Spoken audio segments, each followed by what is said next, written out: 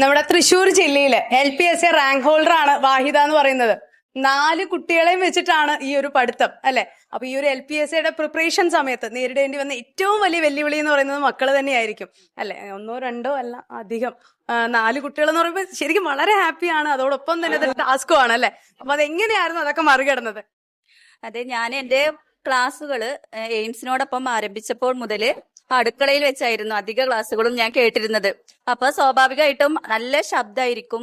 അറിയാലോ, അടുക്കളയിൽ വെക്കാവുമ്പോൾ വെസൽസിന്റെയും അതുപോലെ ഇൻഡക്ഷൻ സ്റ്റൗവിന്റെയും മിക്സിയുടെയും. പക്ഷെ അതിന്റെ ഒക്കെ ഓവർകം ചെയ്തിട്ട് എന്നെ സഹായിച്ചത് പ്രസീന മാമിന്റെ എനർജറ്റിക് ആയിട്ടുള്ള ക്ലാസ്സുകളായിരുന്നു.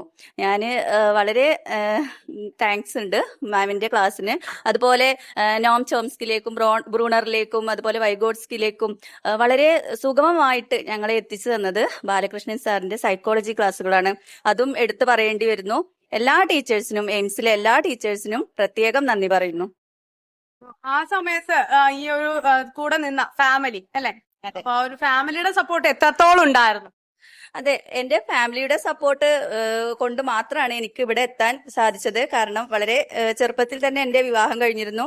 പിന്നെ ഈ ടീച്ചർ ജോലിയോടുള്ള എന്റെ ഭയങ്കര ആഗ്രഹമാണ് ഇങ്ങനെ ഒരു ഇതിലേക്ക്. ഇപ്പോൾ എന്റെ മോളും ഇതേ കോഴ്സ് തന്നെയാണ് എടുക്കുന്നത്. ആ ഒരു സന്തോഷവും ഉണ്ട്. തീർച്ചയായിട്ടും ഇനി അവളും എയിംസിന്റെ കൂടെ തന്നെയാവും. അപ്പൊ നമ്മളുടെ ഈ ഒരു കൂടെ നിന്നു ഇത്രയും വലിയ വിജയത്തിലേക്ക് എത്തി. ഒരുപാട് സന്തോഷമുണ്ട് കാണാൻ കഴിഞ്ഞതില്. അപ്പൊ ഇനിയും ഓൾ ദ വെരി ബെസ്റ്റ്. നല്ലൊരു അധ്യാപികയാവാൻ സാധിക്കട്ടെ. എത്രയും പെട്ടെന്ന് തന്നെ അപ്പോയിന്റ്മെന്റ് ലെറ്റർ കഴിക്കട്ടെ. ഓക്കെ.